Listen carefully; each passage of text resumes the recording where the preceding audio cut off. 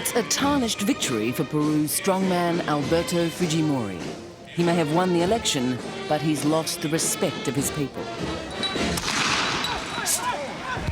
And those who oppose him are paying the price in blood and tears. I think there's going to be a lot of repression. When you show this, I hope I'm still alive. In an unstable continent, Peru has become a wild card, the democracy that isn't.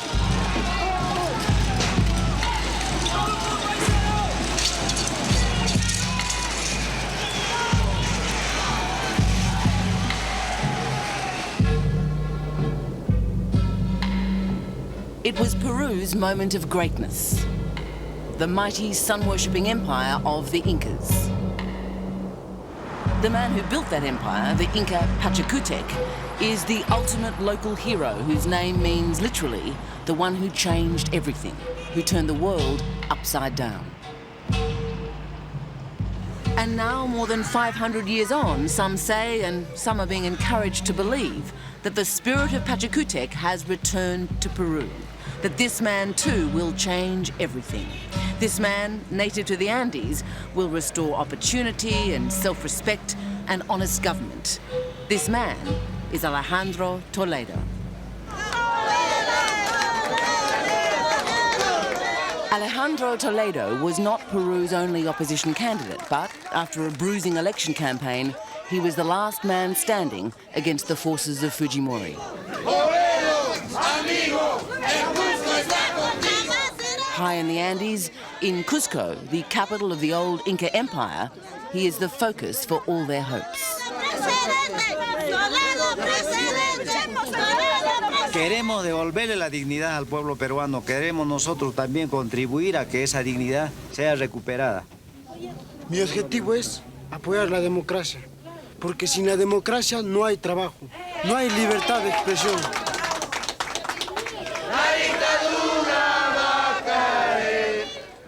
Toledo is known as El Cholo, the mixed blood, the shoeshine boy from the slums who rose to become a Harvard professor.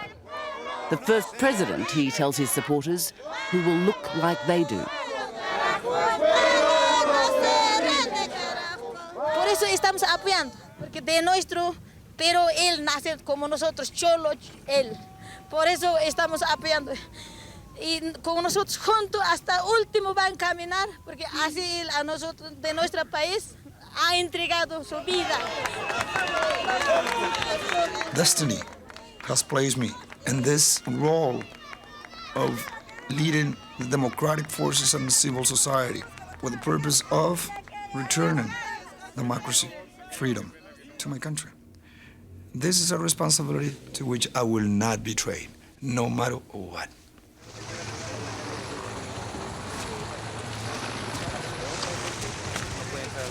When we last visited Peru 2 years ago, President Fujimori was eager to use the occasion to promote his good works for the people of Peru.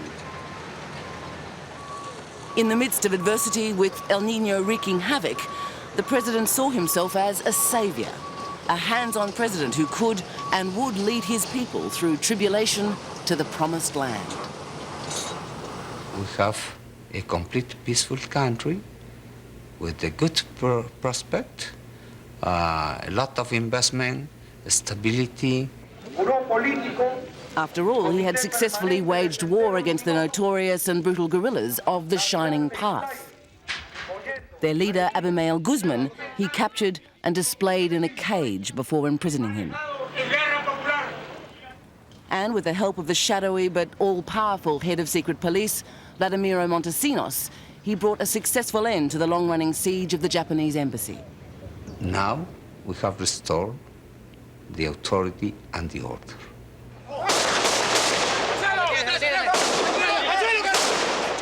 To achieve his ends, Alberto Fujimori in 1992 had staged a military coup, the self-coup. This corruption of democratic freedoms was necessary, he said, to ensure the stability of the country. Independent congressmen like Javier Diaz-Canseco were to feel the subtle brunt of Peru's new style of government. In 1990, my house was dynamited with my children and my wife inside. Then I lost my car. They shot my car.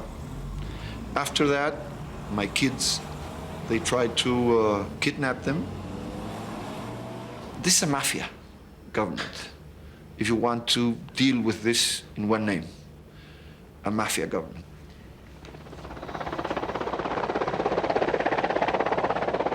Fujimori claimed the end justified his brutal means, and then, for the good of the country, changed the constitution to allow himself to stand again for the presidency.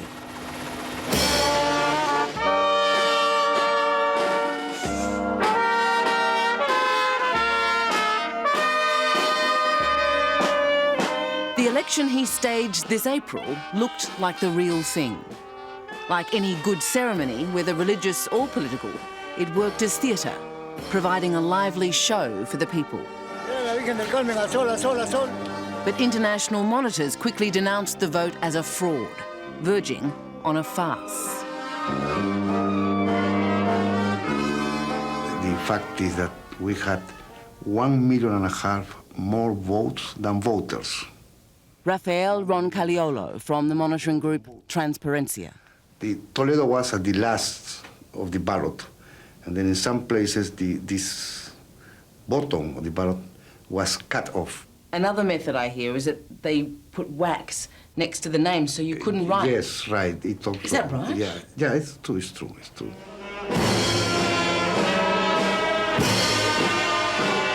Members of the government deny fraud. They concede the election had some irregularities, but the world's not perfect.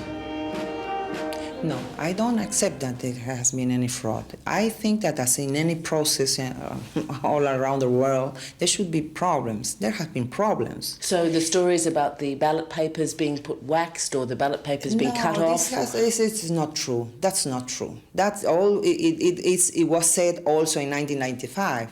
And if you look in the newspapers all the time we have elections, we should find that it's almost a part of our political culture to talk about fraud. But maybe it's part of your political culture that there is fraud. No, there is not. With all the weapons of state at his fingertips, including the army, Mr. Fujimori has always managed to suppress dissent. But this time, in Alejandro Toledo, he has a genuine opponent who is not prepared to lie down or be intimidated. They have, of course, threatened 126 times my life. They threatened my wife. They threatened my daughter. Do you see, it's hard for someone who doesn't see the guns, they don't see the tanks in the street, to believe it is a dictatorship? It is not very fashionable now to have a clean-cut dictatorship with 2 or 3 generals. Pinochet in today's world will not be very fashionable, will not be very believable. You have here a new style in which they captured, through blackmail, through intelligence service, a Gestapo, capture the institutions and they use it to their own service to get the purpose of re-elected. Having lost the election, Alejandro Toledo is now fighting back with the only weapon he has, public opinion. El Paseo de la República. Invito a todos los peruanos, aquellos que han llegado a Lima, aquellos que están en Lima, de los diferentes conos de Lima, los invito personalmente. Hoy día. He is staging a series of 3 marches, calling on supporters from the 4 corners of Peru, what the Incas used to call the Cuatro Suyos, to descend upon Lima in massive numbers. The demonstrations will culminate on Peru's Day of Independence, the day of Fujimori's inauguration. But it will not be easy.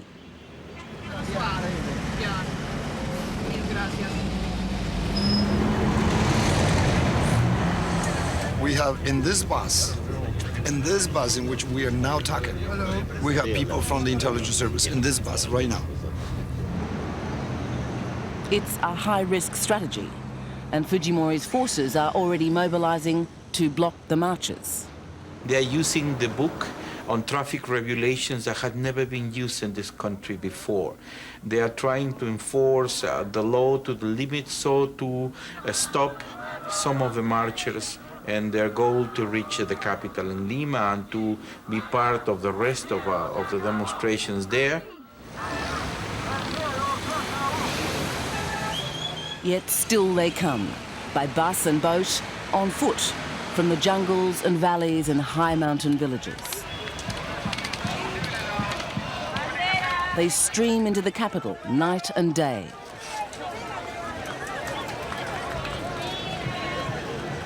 The police, too, have taken up positions.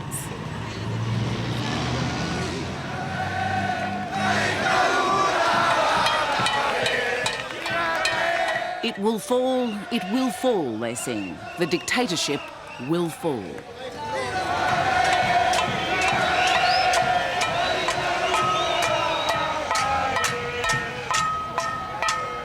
We are right now equipping ourselves with military surplus gas masks. Though Toledo insists it will be a peaceful march, his people are preparing for the worst. This is a CS tear gas grenade. So what they do is they throw a barrage at you that will saturate an area in such a way that you cannot breathe.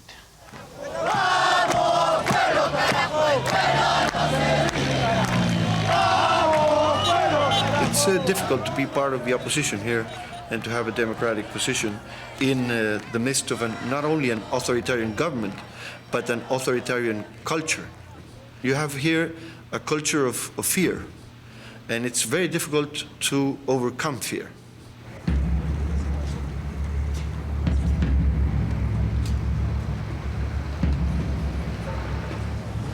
Throughout the campaign, intelligence service members have called my child, telling her, be careful, we're going to kill your dad. Tell him not to go to such and such a plane. Tell him not to go into the plane because we will kill him. Toledo's wife, Eliane, a Belgian-born banker, committed to her husband's cause. My husband is convinced that it's worth it to die for such a cause. I cannot say so because obviously I do not want to lose my family. It's the only thing I have. But I think it's too late to say whether it's worth it or not.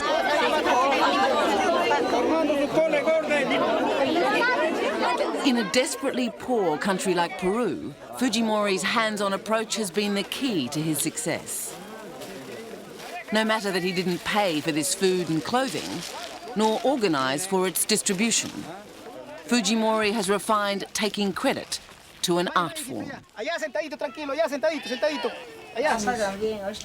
Peru's extensive network of community kitchens, for example, providing meals and milk to an astonishing 60% of Peruvians. They would starve without them.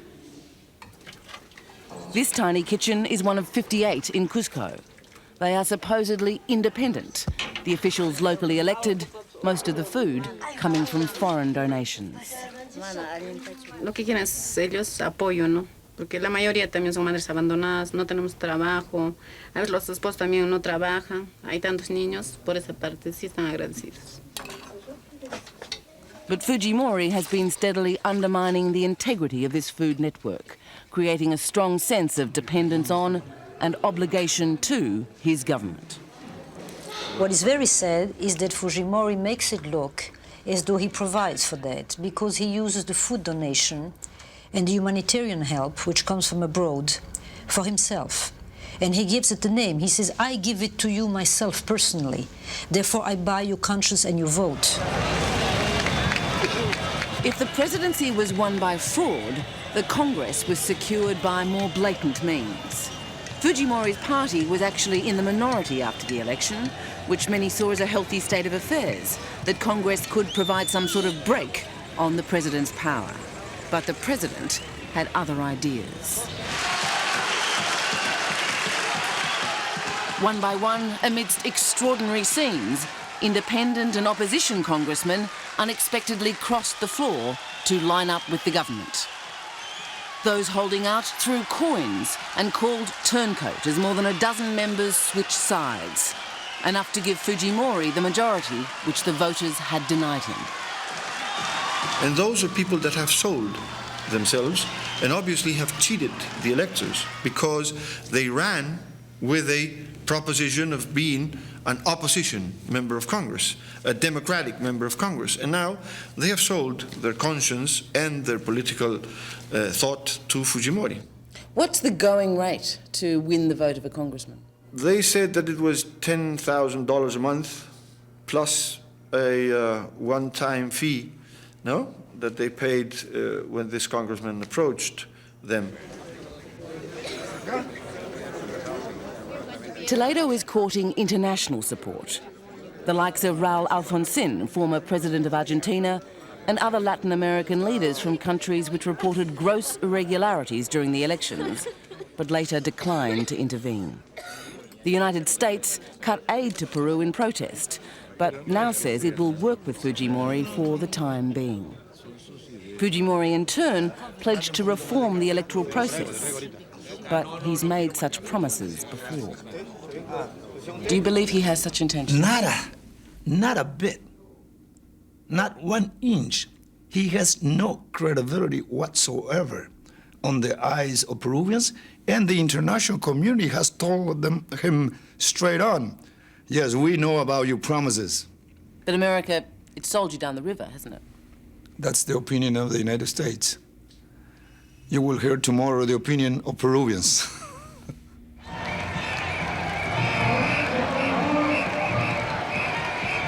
And indeed, the next day, the voices of Peruvians were to be heard loud and clear.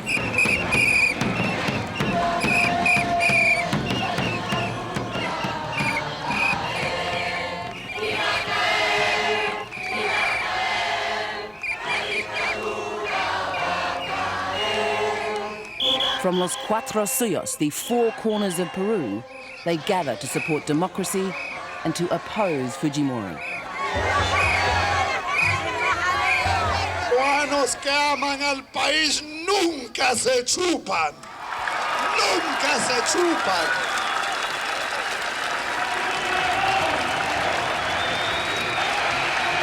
At the last minute, President Fujimori passes a law banning press helicopters from flying over the city.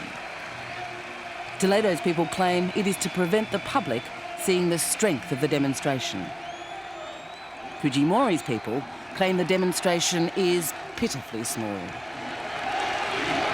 He has got no more than 50,000 people, and I am very generous to give him 50,000 people in that meeting. Were you there? No, I saw it by television. Would you believe me if I said it looked more than 50,000 people? Perhaps, but I haven't heard about people saying more than 50,000.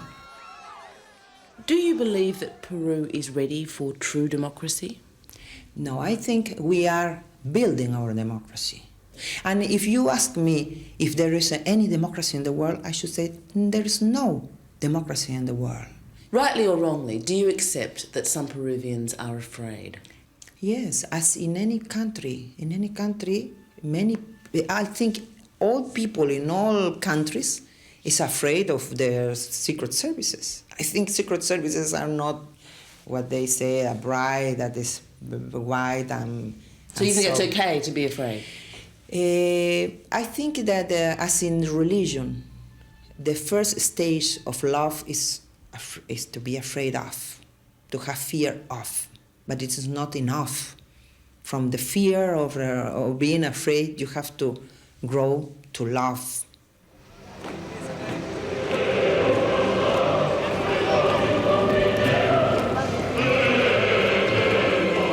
But some things in Peru are difficult to love.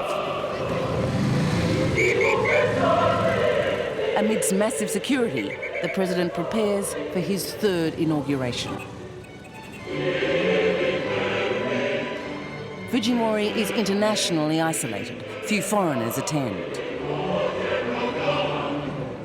Even within his own capital, Fujimori must barricade himself from his people.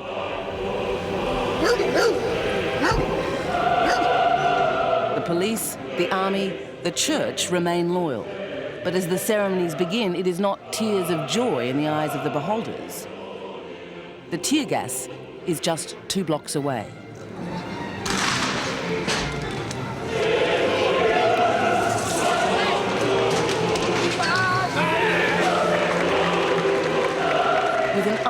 resists strangling opposition, Fujimori takes power for another 5 years.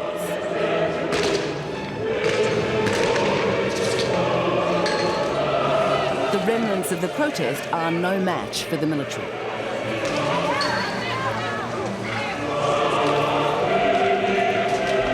The most frustrated of the protesters basically turn upon themselves. Fires are lit in public buildings. No one knows by whom. In one fire, the disputed election returns are incinerated. And by the end of the night, there will be 6 dead. The government blames Toledo's people. Toledo's people blame the government. Truth is obscured on all sides. The only thing clear is the passion that remains. How far are you prepared to push it? Are you prepared to push to restore democracy or to get rid of this particular president? To the end.